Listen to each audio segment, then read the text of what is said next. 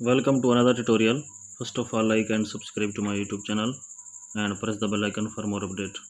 Then we are going to start a new video. Please watch the full video, like the video and subscribe to my YouTube channel. How to make a designing shape on Pixel app easily.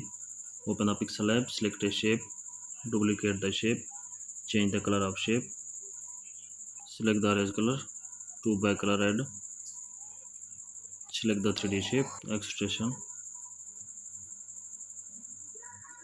Then select the draw, adjust the color weight, select the text sheet by writing, size the letter, font of letter, change the color of letter, select the color filter, change the background color.